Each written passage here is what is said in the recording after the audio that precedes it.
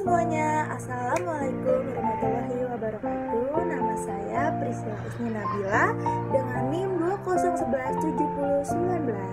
Di video kali ini, aku akan menjelaskan materi tentang air dan udara. Air merupakan komponen penting bagi kehidupan. Contohnya adalah tubuh manusia yang 70%-nya membutuhkan air. Oleh karena itu, kita sering meminum air. Selain itu, air juga dapat digunakan untuk membersihkan tubuh, mencuci pakaian. Air tidak selalu berbentuk cairan. Ketika didinginkan, air akan berubah bentuk menjadi es yang padat. Jika air dipanaskan, maka akan menjadi uap air yang tidak terlihat. Begitupun di dalam air dapat berbentuk cairan seperti yang terdapat di bawah tanah dan mengalir di sungai. Atau air dapat berbentuk padat yang terdapat pada salju es di kutub. Ataupun berbentuk uap air yang terkena sinar matahari yang panas. Seluruh proses perubahan bentuk air yang terjadi secara alami disebut di lingkungan termasuk ke dalam siklus air. Air di lautan akan menguap ke udara akibat panasnya matahari, dan itu kita sebut sebagai proses evaporasi. Uap air tersebut akan membentuk awan di udara saat awan tersebut dipenuhi oleh molekul air. Air akan turun kembali ke daratan dalam bentuk air hujan yang disebut dengan proses prestipasi. Nah, air hujan yang membasahi daratan tinggi akan diserap oleh tanah dan mengalir ke daratan yang lebih rendah melalui aliran sungai hingga air tersebut kembali ke lautan. Air terdapat di dalam tanah akan diserap oleh tumbuh-tumbuhan, lalu menguap melalui daun yang disebut dengan proses transpirasi. Ketika kita menggunakan air sehari-hari, air tidak akan habis atau hilang, karena air akan memasuki proses-proses siklus air, berubah bentuk, dan mungkin suatu saat akan kembali ke rumah kita. Dan kita harus memanfaatkan air bersih sebaik-baiknya.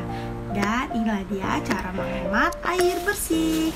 Pertama, menutup keran dengan rapat agar air bersih tidak terbuang. Lalu, menutup keran saat menyabuni piring dan tangan. Lalu, segera menutup keran setelah bak mandi sudah penuh. Jadi air bersih tidak akan tumpah dan terbuang. Dan yang terakhir, menggunakan pupuk kompos agar tanah dapat menyimpan air lebih lama.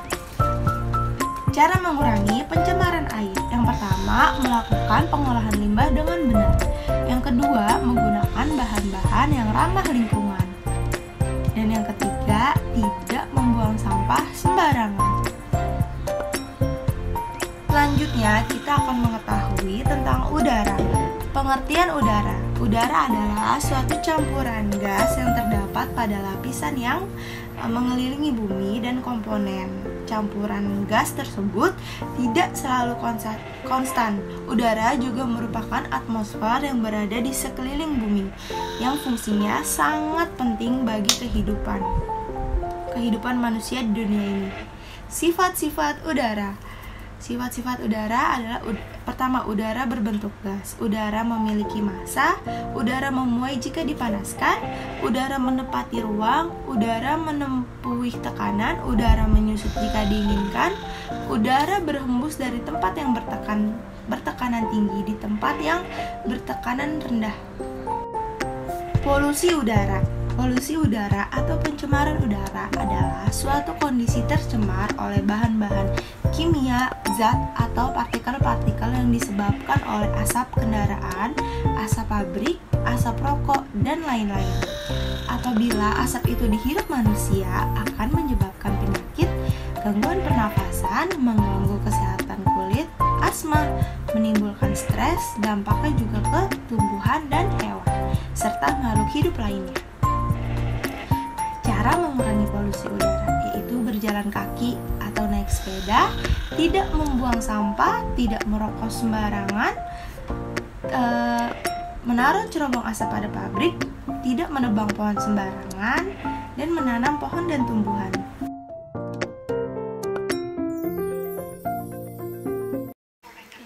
Halo, nama saya Yeni, umur 27 tahun. Videonya bagus, cuma durasinya kurang panjang. Tambahin lagi ya durasinya ya. Dulu di sekolah dasar, tanggapan saya mengenai video itu